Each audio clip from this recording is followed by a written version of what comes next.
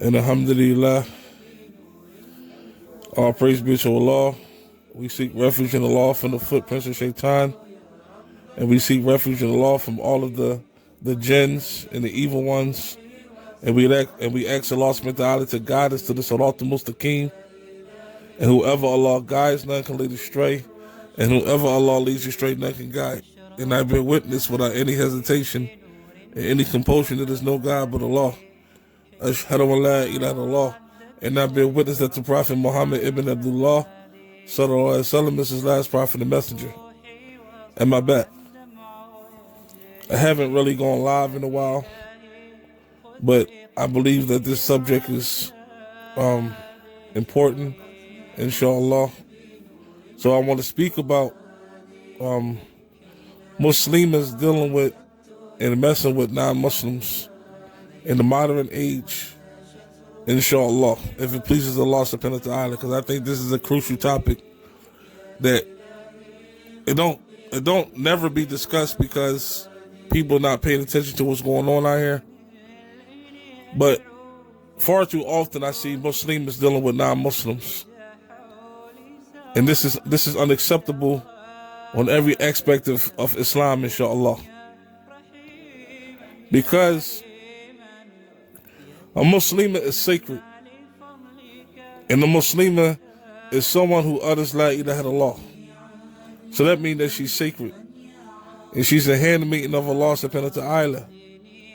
So in the sight of Allah subhanahu wa ta'ala, she means a lot. Because she has the heart of someone who says la ilaha illallah in her chest. And that means that Allah subhanahu wa ta'ala has made her special. And she's held to a high standard. And Allah subhanahu wa ta'ala has made crystal clear in the Quran, in the Sunnah, and from the consensus of the scholars, that she is not allowed, she is forbidden to deal with non-Muslims.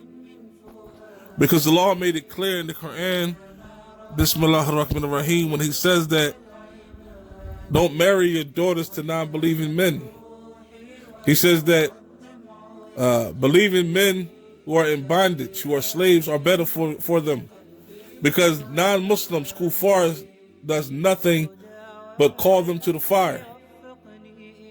But Allah subhanahu wa ta'ala is calling them towards forgiveness and Jannah. So we have to understand that this is a serious matter. But the problem is a lot of Muslim brothers have completely turned off a lot of Muslims with our behavior. Muslim brothers are acting atrocious in this community. And the things that we are doing on a day-to-day basis. It's unbelievable. You know, there was a survey to ask 1,000 men, what would they consider to be a first date? Like, what's the best case scenario, right? And they had multiple choices, you might say. You know, one of the questions was, would you like to take a female to the movies or to a fancy restaurant? You know, or, you know, to a sporting event, or stay at home and play video games? The overwhelming response to the question was stay at home and play video games. And only 7% of the males said to a fancy restaurant. And 13% said to the movies. Like, this is unacceptable. Because a lot of our Muslim men are not being men, and they're not treating women and their wives with respect. They don't know how to be men. So therefore they're turning off a lot of our women to the deen and to Muslim men, period. To the fact that a lot of Muslim sisters are getting Christianized. A lot of Muslim sisters are messing and dealing with non-Muslims because they don't see no difference in the two.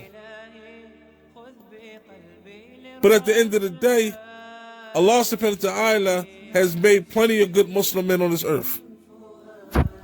Plenty of good Muslim men on this earth. And don't ever think that Allah subhanahu wa ta'ala will leave you without good Muslim men to lead you and to help you get to Jannah.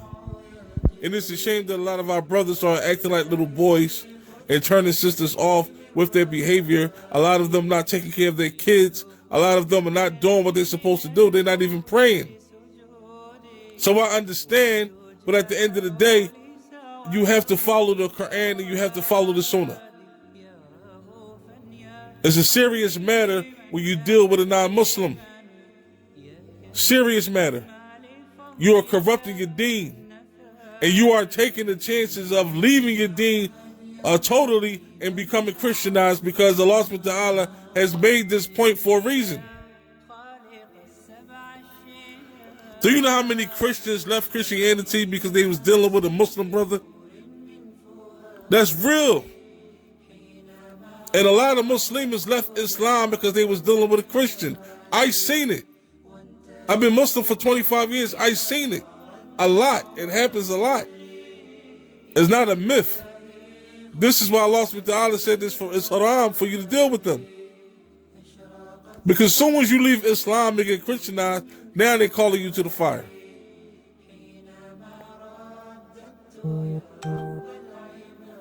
You cannot let nothing or no one take you out the fold of Islam and stop you from following the Quran and Sunnah. That person shouldn't have that much power over you. Simple. See, the problem is that when people get married, they're not bringing Islamic solutions to their problems. And they're dealing with their problems like they were in the Jahiliyyah when they was boyfriend and girlfriend, and that's causing an effect, having a lot of issues. A lot of Muslim brothers are getting married and committing zina in marriage, committing fornication or adultery while they marry, and their wives are forgiving them, and both of them think this is acceptable. They think this is normal behavior for the men to go out and commit zina, commit adultery. And the female accept this. So at the end of the day, she wound up corrupting her deen because now she want to go out and commit adultery and fornication. When at the end of the day, all you got to do is ask Allah to replace him with somebody better. Because the moment he committed adultery, he has traded on himself. And he have disrespected and disobeyed the Quran and the Sunnah. So he need to be punished. You need to leave him. Because the marriage is not going to get no better. The moment you forgive him, he has a green light that, oh, I can do this again. Because he have committed the worst sin that he could possibly commit in the sight of Allah subhanahu wa ta'ala while he's married.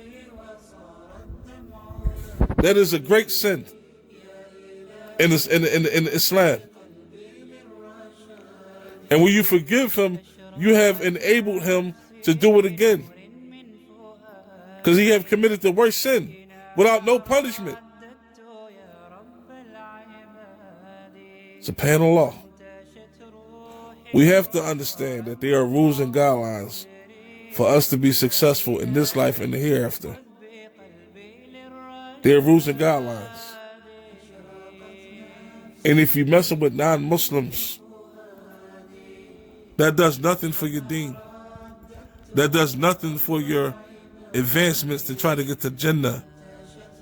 Because every time that you lay with this brother is another sin you committed amongst yourselves. Another sin. The marriage is not valid. The relationship is not valid. So every day that you're with this brother, it is haram.